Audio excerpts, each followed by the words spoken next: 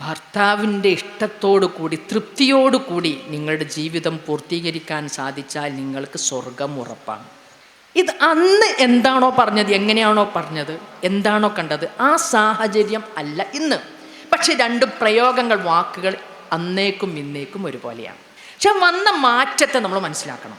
ഇന്നത്തെ പെൺകുട്ടികൾ എന്ന് പറയുന്നത് അവർ പഠിക്കുന്നവരായിരിക്കാം, അല്ലെങ്കിൽ ആ പഠനത്തോടൊപ്പം തന്നെ പ്രഗ്നൻ്റ് ആയിട്ടുണ്ടാവും. ആ പ്രഗ്നൻസിയോടൊപ്പം അവരവരുടെ PG ചെയ്തുകൊണ്ടിരിക്കുന്നുണ്ടാവും. വീട്ടിലെ ജോലികളും അവർക്ക് ചെയ്യണം. പ്രഗ്നൻസിയിലും മറ്റുമുള്ള പ്രയാസങ്ങൾ മുലയോട്ടുമ്പോൾ ഉണ്ടാവുന്ന ആ ടെൻഷനുകൾ, പഠിച്ച് പൂർത്തിയാക്കാൻ, റെക്കോർഡുകൾ പൂർത്തിയാക്കാനുള്ള ടെൻഷന്, അവിടെ അത് സബ്മിറ്റ് ചെയ്യാനുള്ള ടെൻഷന്, ഇതിൻ്റെ കൂടെ വീട്ടിലെ ജോലികൾ എന്തെങ്കിലുമൊക്കെ ചെയ്യാതെ പോയാൽ ഉണ്ടാവുന്നൊരു ടെൻഷന്, അത് എത്ര മോളെ ഇനി ചെയ്യണ്ടെന്ന് പറഞ്ഞാലും എന്നാലും എനിക്കൊന്നും ചെയ്യാൻ കഴിയാതെ പോകുന്നുണ്ടല്ലോ എന്ന പ്രയാസം ഇതൊക്കെ ഓരോ മക്കൾ പറയുന്നതാണ് ഞാൻ ഈ പറഞ്ഞത്. ഇതെല്ലാം അവർ അനുഭവിക്കുന്നുണ്ട്.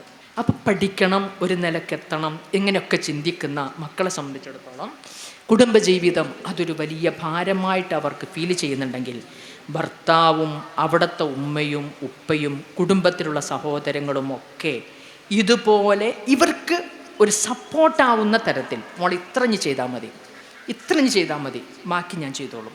ഞാൻ അപ്പോഴും ഉദാഹരണം പറയാം. ഞാൻ എൻ്റെ മോളെ കല്യാണം കഴിച്ചെടുത്ത് ഒരു നാടൻ മനുഷ്യനാണ് വാപ്പ.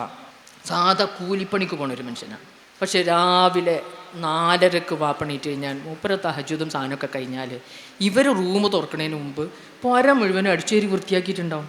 ഇവളാകെ തുടക്കത്തിലൊക്കെ പറഞ്ഞു എന്താ ആവണം നിൽക്കുക, ഇമ്മ എങ്ങനെ എത്ര പെട്ടെന്ന് കൂടി തീർക്കണ്. വാഷിംഗ് മെഷീൻ്റെ അടുക്കുണ്ടാവും, തിരുമ്പിയിട്ട് എല്ലാം കൂടി ഡ്രയറിലിട്ട് കൊട്ടയിൽ അവിടെ വെച്ചിട്ടുണ്ടാവും. അപ്പം ഉമ്മ നീറ്റിട്ട് അവിടെയാണല്ലോ ഉള്ളത്, ഇങ്ങനെ ഇപ്പോൾ ഇത് തീരണത്. പിന്നെയാണ് ഇവള് ഗുട്ടൻസ് പിടികിട്ടിയത്. ഒരു ദിവസം ഒച്ച കേട്ടപ്പോൾ നീറ്റ് പോയി നോക്കുമ്പോൾ വാപ്പൻ്റെ അടുക്കള അങ്ങനെ തുടക്കണം. അപ്പം ഇവർ കെടുക്കണ റൂമല്ലാത്ത ബാക്കി റൂമൊക്കെ തുടച്ച് വന്ന് അടുക്കളയും തുടച്ച് വാഷിംഗ് മെഷീനിൽ അതിൻ്റെ ഇടയിൽ ഡ്രസ്സ് ഇട്ടാണ് അത് അലക്കി ഒക്കെ കഴിഞ്ഞ് ഡ്രയറിൽ അടട്ട് വെച്ചാണ്. ഉമ്മാക്ക് നീറ്റ് വന്നാൽ ചായ ഉണ്ടാക്കിയിട്ട് ഈ ഡ്രയറിലുള്ളത് ആറിട്ടാൽ മതി. ഡ്രയറിൽ ആറിട്ടാൽ മതി. മുറ്റത്ത് ഒരു ഇല പോലും ഉണ്ടാവില്ല. അത് മുഴുവനും പെറുക്കി തിണ്ടുമ്മൽ ചെരുപ്പ് അവിടെ ചെന്ന് നമുക്ക് ചെരുപ്പാട് അയച്ചിട്ട് തോന്നുന്നു. വാപ്പയാണ് അത് തുടക്കണത്. മഴ പെയ്ത് പിന്നെ അപ്പം വാപ്പാടെ പോയി തുടക്കും. മക്കൾ നിങ്ങൾ ഈ ഇടങ്ങാറാവേണ്ട കാര്യം. അപ്പം ഇവിടെ ചെന്നിട്ട് വാപ്പ നിങ്ങൾ എന്തിനാണ് ഇത് പിന്നെ തുടക്കണത്, ഞങ്ങളൊക്കെ ഇവിടെ എൻ്റെ കുട്ടിക്ക് ഒരു ഇടങ്ങാറും വേണ്ടത് വാപ്പൻ്റെ പണിയാണ്, വാപ്പക്കിത് സന്തോഷമുള്ളൂ, ഇത് വാപ്പൻ്റെ പണിയാണ് എന്ന് അങ്ങോട്ട് പറയുമ്പോൾ ഒന്നും പഠിച്ച മനുഷ്യനല്ല, ഒരു സാധാ മനുഷ്യനാണ്. അപ്പം നമ്മൾ പറഞ്ഞു വരുന്നത് ഇവിടെ പഠിക്കുകയാണ്, ആ പഠിക്കുന്നുണ്ട്, അവൾക്ക് ജോലിക്ക് പോകാനുണ്ട്, ആ പണിയുണ്ട്, കുട്ടിയുണ്ട്. ഇതെല്ലാത്തിൻ്റെ ഒപ്പം ഈ മക്കൾക്ക് ഞങ്ങൾ ഇങ്ങനെ അവിടെ നിന്നാൽ ഇതെന്തൊരു ഹരമുണ്ട്. ആ രൂപത്തിൽ നമ്മൾ ഉപ്പയും ഉമ്മയും മക്കളും എല്ലാം കാണുമ്പോൾ ഈ പുതിയ തലമുറയിലെ മക്കൾക്ക് അവർക്ക് ഫുൾ സപ്പോർട്ടായിട്ട് നമുക്ക് കാണാൻ പറ്റും. ഓക്കെ, ഞാൻ നീട്ടുപോണില്ല. പറഞ്ഞു വരുന്നത് കുടുംബത്തിൻ്റെ ആദ്യകാല ചിത്രം എന്ന് പറയുന്ന സംഗതി നമ്മളൊന്നും എടുക്കാതെ പോയി. കുശുമ്പും സംഗതി ഒന്നും ഉമ്മാർക്കില്ല, എന്നാലും നമ്മൾ കൊയങ്ങുമ്പോണ്ടാവും നമുക്കൊരു തോന്നൽ അല്ലേ, കുറച്ചെന്തെങ്കിലുമൊക്കെ അതിൻ്റെ ഇടയിൽ കുറച്ചൊക്കെ എടുത്തൂടെ. അത് നമ്മുടെ മക്കളും തിരിച്ചറിയണം, മക്കളും അതൊന്നും എന്നാൽ ആവണത് ഞാൻ ചെയ്തു കൊടുക്കണം എന്ന് തോന്നുമ്പോൾ ഉമ്മങ്ങൾക്ക് ക്ഷീണം ഉണ്ടാവും, നിങ്ങൾക്ക് കുഴക്കുണ്ട്, നിങ്ങൾ ഇതന്നെ എടുക്കല്ലേ രാവിലെ മുതൽ വൈകുന്നേരം കുറച്ച് ഞാൻ എടുത്തോളൂ, ഞാൻ അവിടെ ഇരിക്കി എന്ന് ഒരിക്കലും എടുത്തില്ലെങ്കിൽ പോലും മക്കളത് പറഞ്ഞാൽ മതി. ഉമ്മാക്ക് ഭയങ്കര ആശ്വാസമായിരിക്കും. 4 മോളത് പറഞ്ഞല്ലോ, എടുക്കാനൊക്കെ നേരെ അപ്പോഴേക്ക് കുട്ടി അറിഞ്ഞിട്ടുണ്ടാവും, അല്ലെങ്കിൽ വേറെ എന്തെങ്കിലും ഫോൺ വന്നിട്ടുണ്ടാവും, എന്നാലും ഒളിനോടത് പറഞ്ഞല്ലോ, അത് തുറന്നു പറയണം. ഇതാണ് നമുക്കിന്ന് നഷ്ടപ്പെട്ട ഒന്ന്. ഒരുമിച്ചിരുന്ന് സംസാരിക്കാനുള്ള സന്ദർഭത്തെ നമ്മൾ ഉണ്ടാക്കിയെടുക്കണം, യാദൃശ്ചികതയിൽ ഉണ്ടാക്കിയെടുക്കണം. ഒന്നുകിൽ ചായ കുടിക്കാൻ, ഒന്ന് പുറത്തു പോവാം. ഞാൻ ഒന്നല്ല എൻ്റെ മക്കൾ, ഞാൻ ഡ്രൈവിങ് പഠിച്ചത് കരുതി കൂട്ടി എട്ടങ്ങാറായി പഠിച്ചതാണ്, പെരും പേടിയുള്ള ആളായിരുന്നു. അതിന് ഉപ്പ മരിച്ചു, എൻ്റെ മക്കളും കൊണ്ടൊന്ന് പുറത്ത് പോകണമെങ്കിൽ ഞാനിത് പഠിച്ചേ പറ്റൂ. അപ്പോൾ ഇടയ്ക്ക് മോള് വരുമ്പോൾ പറയുമ്പോൾ പിന്നെ ഇന്നോടത്തൊരു റീല് ഞാൻ കണ്ടീനു, പിന്നെ അവിടെ നല്ലൊരു ചായ ഉണ്ട്, എപ്പോഴത്തേലും ഇങ്ങനെ കയറിപ്പോയിട്ട് പിന്നെ ഇതൊരു മരത്തിൻ്റെ കൊമ്പത്താണ്, എന്നാൽ ആയിക്കോട്ടെ മക്കളെ നമുക്കവിടെ പോയി നോക്കാം. അപ്പം ഞാനും അല്ല എല്ലാവരും കൂട്ടി ആ ചായ കുടിക്കാൻ പോയി. അപ്പോൾ അവിടെ പോകുമ്പോൾ അതിൻ്റെ ചായ, അതിൻ്റെ കൊമ്പത്തിരുന്ന് കുറച്ച് ഫോട്ടോ എടുത്ത്, അത് അവരുടെ ഒരു സന്തോഷം. ആ ഇരിക്കുന്ന സമയത്ത് നമുക്ക് അവരോട് പറയാനുള്ള കാര്യങ്ങളൊക്കെ അവിടെ ഇരുന്നിട്ട് നമ്മളൊന്നിങ്ങനെ വർത്തമാനം പറഞ്ഞ്, അവരുടെ പഠനകാര്യമാണെങ്കിലും ചായ കൊണ്ടുവരണേ കുറച്ച് സമയം എടുക്കില്ല, അതിനുള്ള മനുഷ്യന്മാരാണ് പോണത്. ചായ ഒക്കെ കൊണ്ടുവരണമെങ്കിൽ സാധനം ഓരോന്ന് കിട്ടണമെങ്കിൽ കുറേ സമയം എടുക്കും. ആ ഒപ്പം ഇരുന്ന് ഒന്ന് ചിരിച്ച് വർത്തമാനം പറഞ്ഞ് ആ കഥകളൊക്കെ ഒന്ന് പറഞ്ഞ് ഇങ്ങനെ ആ സന്തോഷം പങ്കുവെക്കുമ്പം മക്കൾക്ക് അതിലൊരു ഹൃദ്യത ഉണ്ടാവും. അത് പേരമക്കളും മരുമക്കളും നമ്മളെല്ലാവരും കൂടിയാണ് പോവുക. അവിടെ ഇരുന്നിട്ടൊന്ന് വർത്തമാനം പറയുക, ഇതേ സന്തോഷത്തോടെ നമ്മുടെ വീട്ടിലേക്ക് നമ്മൾ കടന്നു വരിക. അവരുടെ കുടുംബങ്ങളിലേക്കൊക്കെ ആ അർത്ഥത്തിൽ അവരുടെ ഫ്രണ്ട്സിനൊക്കെ നമ്മളൊന്ന് വിളിക്കുക. മക്കളെ ഓരോക്കെ ഒന്ന് ഇടയ്ക്കൊന്ന് ഇങ്ങോട്ട് വിളിച്ചോളി, നമുക്ക് ഓൽക്കൊരു ചോറ് കൊടുക്കാലോ, നമുക്ക് ഒരുമിച്ചൊരു ഭക്ഷണം കഴിക്കാലോ. കുട്ടികൾ ഇങ്ങോട്ട് മാറും. അവരുടെ ഫ്രണ്ട്സിനെ നമ്മൾ വീട്ടിലേക്ക് വിളിക്കാൻ അവരോട് പറയുന്നു എന്ന് പറയുമ്പം അവർ മാറും. ഈ ഘട്ടത്തിൽ ഇടയ്ക്കൊക്കെ ഒന്ന് ഫ്രണ്ട്സിൻ്റെ കൂടെ ഒന്ന് പോട്ടെ. കണ്ടും പിടുത്തം പിടിക്കരുത്. നമ്മൾ ഏട്ടാപ്പി പോണ് എന്നിട്ട് ഇടയ്ക്കിടയ്ക്ക് നമ്മൾ വിളിച്ചു നോക്കുക. നമ്മുടെ ആ ബേജാറ് മക്കൾക്ക് ഭയങ്കര ഇറിറ്റേഷൻ ഉണ്ടാക്കുന്ന ഒരു സാധനമാണ്. ഒന്ന് ഫ്രീ ആക്കി കുറച്ചൊക്കെ വിട്ടു കൊടുക്കാം. മക്കൾ ഇന്ന ടൈമിൽ ഇങ്ങോട്ട് വരണം കേട്ടോ, ഇടയ്ക്ക് വല്ലാതെ വൈകുകയാണെങ്കിൽ ഒന്നിങ്ങോട്ട് വിളിക്കണം കേട്ടോ, നിങ്ങൾ എവിടെയാണ് ചായ പിടിക്കാൻ പോയത്, ആരൊക്കെ ഉണ്ട്, അത് ഓരോ സ്റ്റാറ്റസ് ഒന്ന് നോക്കിയാൽ മതി. അത് രസമായിട്ട് തിരിച്ചു വരുമ്പം നിങ്ങൾ എന്തൊക്കെ തിന്ന്, മോമൂസ് അവിടുത്തത് നല്ല രസമുണ്ട്, അവിടുത്തത് പുഴുങ്ങിയ മോമൂസാണ്, ഇവിടുത്തത് പൊരിച്ച മോമൂസാണ്. ഇങ്ങനെ ഓരോ കഥകളൊക്കെ ഇങ്ങനെ പറയുമ്പം ഇവരുള്ള ഒരു ലോകത്തേക്ക് കുറച്ച് നമ്മൾ ഇറങ്ങി അവരോടൊപ്പം നിന്ന്, ആ തലമുറയോടൊപ്പം നിന്ന്, അതിൻ്റെ കൂടെ നമ്മൾ ഈ പറഞ്ഞ ധാർമ്മികതയും സൂക്ഷിക്കേണ്ട സൂക്ഷ്മതയും ആ പോകുന്നതിൽ ആൺകുട്ടികളുണ്ടോ അത് ഭയങ്കര ഒരു സംഭവമായിട്ട് എടുത്തിട്ട് പറയാനല്ല. അവിടെ സൂക്ഷിക്കേണ്ട സൂക്ഷ്മത എന്ത്? നിങ്ങളടുത്ത് ഒരു മേശയിൽ ഒരു കസേരയിൽ ഇങ്ങനെ അടുത്തടുത്ത് ഒരു ഗ്യാപ്പുമില്ലാതെ ഇരിക്കാൻ നിങ്ങൾക്ക് ഇറിറ്റേഷൻ ഇല്ലെങ്കിൽ അവിടെ ഇബിലീസ് കയറും. ആ ഇബിലീസ് പിന്നെ മറ്റൊരിടത്തേക്കാണ് നമ്മളെ കൊണ്ടുപോവുക. ഈ തരത്തിൽ അല്ലാഹ് നമുക്ക് തന്ന നിർദ്ദേശങ്ങളെ പാലിച്ചുകൊണ്ട് നമ്മുടെ മക്കളെ ഉന്നത തലത്തിലേക്ക് പഠിക്കാൻ പറഞ്ഞയക്കുന്നതോടൊപ്പം വിവാഹം കഴിക്കേണ്ടുന്ന സമയത്ത് വിവാഹം കഴിക്കേണ്ടതിൻ്റെ ആവശ്യകത എന്ത്? ഇന്ന് എന്താ സംഭവിക്കുക? നമ്മുടെ മക്കളുടെ എണ്ണം കുറയാണ്, മുസ്ലിം മക്കളുടെ എണ്ണം കുറയാണ്. കാരണം എന്താ? കുറേ വൈകിയാണ് ഇപ്പം നമ്മളെ വിവാഹം കഴിച്ചുകൊണ്ട്. ഇതൊക്കെ ഞാൻ പോണില്ല. ഏതായാലും ഇത്തരത്തിൽ നമ്മളെ കുടുംബത്തിൻ്റെ ഒരു ചിത്രത്തിൽ ചെറിയൊരു മാറ്റം, ഒരുമിച്ചിരുന്ന് കുറച്ച് സമയം ഫോണൊന്ന് മാറ്റിയേക്കണം. എല്ലാവരും മാറ്റിയേക്കണം. ഉപ്പയും മാറ്റിയേക്കണം, ഉമ്മയും മാറ്റിയേക്കണം, മോനും മാറ്റിയേക്കണം. എല്ലാവരുടെ കയ്യിലെ ഫോണും ഒന്നവിടെ മാറ്റിയേക്കണം. ഒരുമിച്ച് ഭക്ഷണം കഴിക്കുന്ന സമയത്തെങ്കിലും നമ്മളതൊന്ന് മാറ്റി വെക്കുക. എന്നിട്ട് മുഖാമുഖം നോക്കിയിട്ട് ഒന്ന് വർത്തമാനം പറയുക. അത് നമുക്ക് കുറഞ്ഞുകൊണ്ടിരിക്കുന്നതാണ്. പ്രായമായവർക്കും ഇതൊന്ന് കഴിഞ്ഞു കിട്ടിയിരുന്നെങ്കിൽ എന്ന് തോന്നുന്നിടത്തേക്ക് പോകുന്നത്. വീട്ടിൽ തന്നെ വഖലാ റബ്ബുക നമ്മൾ പഠിച്ചിട്ടുണ്ടെങ്കിലും പുറത്തേക്കൊന്നും നമ്മൾ വൃദ്ധസദനത്തിലേക്കൊന്നും നമ്മൾ കൊണ്ടുപോയി ആക്കണില്ലെങ്കിലും ഇതൊന്ന് കഴിഞ്ഞു കിട്ടണമല്ലോ, വൈകുന്നേരമായി കിട്ടാനുള്ളൊരു പണി മക്കളെ എന്ന് നമ്മുടെ വീട്ടിലെ വല്യമ്മയും വല്യപ്പയും പറയുന്ന ഒരവസ്ഥ അവർക്കുണ്ടാവരുത്.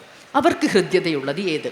ഇന്ന് മൊബൈൽ ഫോണിൽ നമ്മൾ ഇന്നൊരു ഇതുണ്ട് കേട്ടോ, നല്ലൊരു പ്രസംഗം ഉണ്ടായിന് കേട്ടോ, അല്ലെങ്കിൽ ഇന്നൊരു നല്ലൊരു ഇതുണ്ട് കേട്ടോ, ഈ ഖുർആൻ ഇതൊന്ന് കേട്ടോളിട്ടോ എന്ന് അവിടെ തുറന്നു വെച്ച് കൊടുക്കുക. പുതിയ സംവിധാനങ്ങൾ, കിടപ്പിലായ രോഗികളാണെങ്കിൽ അവർക്ക് ആ രൂപത്തിൽ വെച്ച് കൊടുക്കുക. അത് കഴിഞ്ഞാൽ മറ്റൊന്ന് വെച്ച് കൊടുക്കുക, മറ്റെന്തെങ്കിലും ഒന്ന് പറഞ്ഞു കൊടുക്കുക. കുറച്ചു നേരം അവരെ കൂടെ ഒന്ന് ഇരിക്കുക. പ്രായമായവർക്കും വിട്ടുപോകാൻ തോന്നരുത് നമ്മളെ വീട്ടിൽ നിന്ന്. അതാണ് വഖലാ റബ്ബുക വലാ തൻഹർഹുമ, നിങ്ങൾ ആട്ടിയോടിക്കരുത് എന്ന് പറയുന്നതും നിങ്ങൾ അവർക്ക് കാരുണ്യത്തിൻ്റെ ചിറകുകൾ താഴ്ത്തി കൊടുക്കണം എന്ന് പറയുമ്പോഴും നിങ്ങൾ അവരോട് ചെയ്യുന്ന വാക്കുപോലും പറയരുത് എന്ന് പറയുമ്പോഴും ഒക്കെ നമ്മളെ പഠിപ്പിക്കുന്നത് അതാണ്. ഇന്ന് പുരുഷന്മാരും തിരക്കുള്ള ബിസിനസ്സായിട്ടോ മറ്റ് ജോലികളായിട്ടോ വീട്ടിൽ വന്നാലും തിരക്കാണ്. പക്ഷെ ആ തിരക്ക് നമ്മുടെ കുടുംബത്തെ മുഖാമുഖം നോക്കാനും അവരുടെ പ്രശ്നങ്ങൾ, വീട്ടിൽ തന്നെയാണ് ജോലിയൊന്നും ഇല്ലയെന്ന് വിചാരിക്കാം, ജോലിയൊന്നുമില്ല, പഠിക്കാനൊന്നും പോകുന്നവരല്ല എങ്കിൽ പോലും നമ്മളെ മുഖത്ത് നോക്കിയിട്ട് നമ്മുടെ വർത്തമാനം അവർ കേൾക്കണം എന്ന് ആഗ്രഹിക്കുന്നവരാണ് എൻ്റെ പ്രിയപ്പെട്ട സഹോദരിമാർ. സ്ത്രീകളുടെ സൈക്കോളജി അതാണ്. നിങ്ങളതൊന്ന് കേൾക്കാൻ സമയം കൊടുക്കണം. എത്ര തിരക്കാണെങ്കിലും ആ ഫോണിൽ നിന്ന് കുറച്ചു നേരം വെച്ചിട്ട് നമ്മൾ അവർക്കൊന്ന് ചെവി കൊടുക്കണം. കുറേ കഥ പറയാനുണ്ടാവും, വീട്ടിലെ മക്കളെ കഥയായിരിക്കും, വേറെ മക്കളെ കഥയായിരിക്കും, ഒക്കെ പറയാനുണ്ടാവും. അതൊന്ന് ഇഷ്ടത്തോടു കൂടി കേൾക്കാൻ നമ്മൾ അവസരം കൊടുത്താൽ വെറും ബന്ധങ്ങൾക്ക് വേണ്ടി മാത്രമല്ല, നമ്മുടെ ഊഷ്മളമായ ബന്ധത്തിൻ്റെ സംസാരം കേൾക്കാൻ ചെവി കൊടുക്കുക എന്ന് പറഞ്ഞത് അത് ചെറുപ്പക്കാരാണെങ്കിലും പിന്നെ യുവാക്കളാണെങ്കിലും യുവതികളാണെങ്കിലും അതേപോലെ തന്നെ പ്രായമായവരാണെങ്കിലും അതിനവസരം കൊടുക്കണം. മറ്റൊന്ന് സൂചിപ്പിക്കാനുള്ളത്, പ്രായമാവുന്നതോട് കൂടിയിട്ട് ഈണത്തുണ ബന്ധം പടച്ചോൻ അവസാനിപ്പിക്കാൻ പറഞ്ഞിട്ടില്ല. ഭാര്യയും ഭർത്താവും അവർ മുഖാമുഖം സന്തോഷത്തോടെ നോക്കിയാൽ ഞാൻ അവരിലേക്ക് കാരുണ്യത്തോടു കൂടി നോക്കും എന്നല്ല പറഞ്ഞിട്ടുണ്ട്. ചെറുപ്പം, എൻ്റെ ഇടങ്ങാറുകളൊന്നും അദ്ദേഹം ചിന്തിക്കണില്ല എന്ന് ചിന്തിക്കുന്ന യുവതികളാണ് ഇന്നുള്ളത്. മക്കൾക്കെന്ന് വാപ്പാരെയാണ് വേണ്ടത് എന്നൊക്കെ നമ്മൾ പറയും. എങ്കിൽ പോലും ഒരു സ്ത്രീ അനുഭവിക്കുന്ന പ്രശ്നങ്ങൾ, മെൻസസ് ടൈം, പ്രഗ്നൻസി ടൈം അറിയണം പുരുഷന്മാർ. വിവാഹം കഴിക്കാൻ പോകുന്ന ആൺകുട്ടികൾക്ക് അത് പറഞ്ഞു കൊടുക്കണം. ഇല്ലെങ്കിൽ ഉണ്ടാകാവുന്ന വിഷയങ്ങളെക്കുറിച്ച് നമ്മൾ തിരിച്ചറിയണം.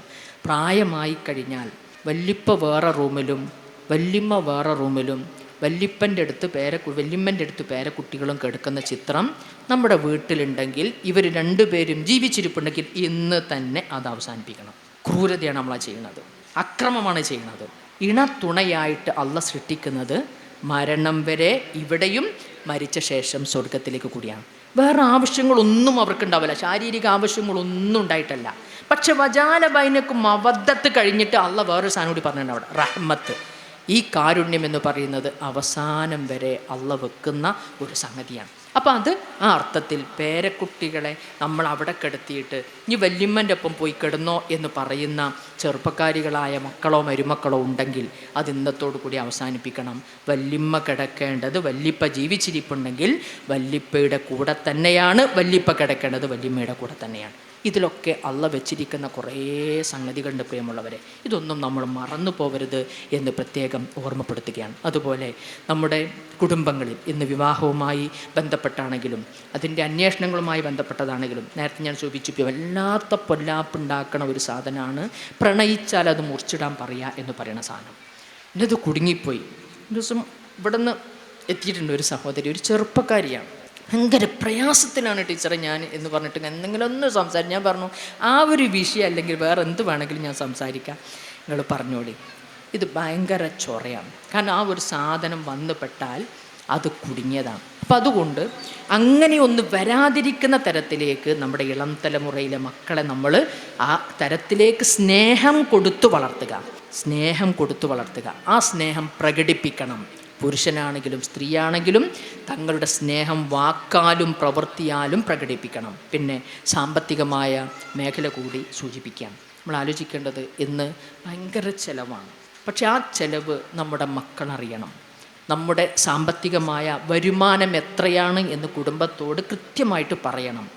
അതിനെ ആ അർത്ഥത്തിൽ സ്നേഹിക്കുന്ന ഉമ്മ ഒരു പക്ഷേ രണ്ടുപേർക്കും ജോലി ഉണ്ടാവും. ഈ ജോലി കഴിഞ്ഞ് വന്നിട്ടും ഉമ്മ ചെയ്യുന്ന നിത്യേനയുള്ള പണി എല്ലാം ഉമ്മ തന്നെ ജോലി കഴിഞ്ഞ് വന്നിട്ടും ചെയ്യണം എന്ന് ഉപ്പയും മക്കളും തീരുമാനിക്കുകയാണെങ്കിൽ ആ ഉമ്മ ഇടയ്ക്ക് പൊട്ടിത്തെറിക്കും.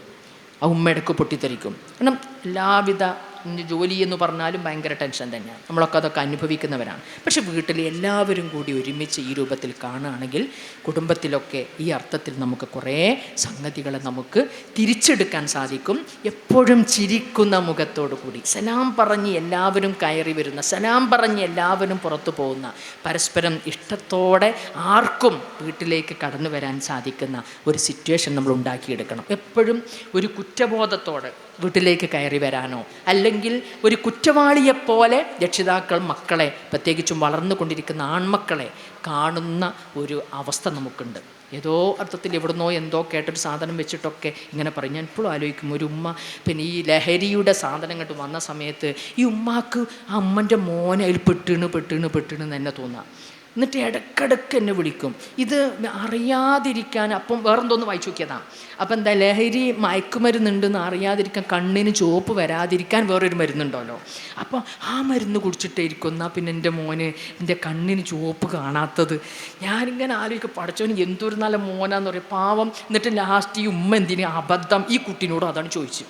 ആ കുട്ടീൻ്റെ ഒരു മനസ്സിൽ വിഷമം എത്രത്തോളം ആയിരിക്കും എന്ന് ആലോചിച്ച് നോക്കി. പിന്നെ ആ ഉമ്മനെ എങ്ങനെ ആ മോനക്ക് സ്നേഹത്തോടെ കാണാം. നമ്മൾ ഈ കണ്ട കഥയും അതും ഇതൊക്കെ ഇങ്ങനെ കേട്ടിട്ട് ഇതൊക്കെ എൻ്റെ കുട്ടിക്കും പെട്ടുപോകും എന്നുള്ള തരത്തിലേക്ക് നമ്മൾ ചിന്തിക്കാതെ നമ്മളെ മക്കൾ അതിൽ പെട്ടുപോകാതിരിക്കാനുള്ള വഴികൾ നമ്മൾ കാണുകയും ആ സ്നേഹവും ശ്രദ്ധയും പരിഗണനയും പറഞ്ഞു കൊടുക്കേണ്ടത് പറയേണ്ട സമയത്ത് പറയേണ്ട രൂപത്തിൽ പറഞ്ഞു കൊടുക്കുകയും സ്നേഹത്തോടു കൂടി അവരെ കുറ്റപ്പെടുത്താതെ കാണുകയൊക്കെ ചെയ്താൽ ഈ തലമുറയെ നല്ലൊരു തരത്തിലേക്ക് നമുക്ക് മാറ്റിയെടുക്കാൻ സാധിക്കും. ഇപ്പം എനിക്ക് ഏറ്റവും സന്തോഷം തോന്നുന്നത് കുറച്ച് ചെറിയ മക്കൾ ഇവിടെ ഉണ്ട്. അതിന് ഇങ്ങനത്തെ വർത്താനമൊന്നും കേൾക്കാൻ ഈ പ്രായത്തിലുള്ള മക്കളെ എവിടെ നമ്മൾ കാണലില്ല. ഇപ്പം ഭയങ്കര പ്രശ്നമാണ്. കുറച്ച് നേരം അവർക്കത് കേട്ടിരിക്കാൻ കഴിയുള്ളൂ. ഇവിടെ തലമുറയിൽപ്പെട്ട ഒരു വിഷയമാണത്. അവരെ കുറ്റപ്പെടുത്തല്ല. പക്ഷേ ഈ മക്കളൊക്കെ ഞാൻ പിരിഞ്ഞിങ്ങനെ ഇവർ വളരെ ശ്രദ്ധയോടെ കേട്ടിരിക്കുന്നു. എത്ര നല്ല മക്കളാണ്. ഇങ്ങനത്തെ പൊന്നു മക്കൾ നമുക്ക് അള്ളാഹ് തന്നിട്ട് ആ മക്കളെക്കുറിച്ച് ഇത്തരത്തിലുള്ള കുറ്റത്തോട് കൂടിയിട്ടല്ലല്ലോ നമ്മൾ കാണേണ്ടത്. ഇന്നത്തെ തലമുറ അങ്ങനെ തന്നെയാണ്. വിലയിരുത്തരുത് നമ്മൾ. ഇന്നത്തെ തലമുറ നല്ല തലമുറയാണ്. അവരെ നല്ല വഴിക്ക് എത്തിച്ചു കൊടുക്കാനുള്ള വഴി നമുക്ക് ഉണ്ടാക്കിയെടുക്കാൻ സാധിക്കണം. റബ്ബ് നമുക്കതിന് തൗഫീക്ക് നൽകി അനുഗ്രഹിക്കുമാറാവട്ടെ. ഇത് ഒരു ചെറിയ സാധനങ്ങളെ ഞാൻ തന്നിട്ടുള്ളൂ. അതിൽ കുടുംബ ബന്ധങ്ങൾ അത് നമ്മൾ നിലനിർത്താൻ നമുക്ക് ശ്രദ്ധിക്കേണ്ടതുണ്ട്. ഇന്ന് സ്വന്തം വാപ്പ ഉമ്മ മക്കളല്ലാത്ത കുടുംബ ബന്ധങ്ങളൊക്കെ അറ്റുപോയിക്കൊണ്ടിരിക്കുകയാണ്. വല്യപ്പ വല്യമ്മ അവരൊക്കെ എന്താണ് കുടുംബ ബന്ധം എന്നുള്ള ഈ തലമുറക്ക് അറിയില്ല. ഉമ്മമാർ കൊണ്ടുപോകില്ല, മരിച്ചു കൊടുത്ത് കൊണ്ടുപോകില്ല, അവരെ കുടുംബത്തിലേക്ക് കൊണ്ടുപോകില്ല.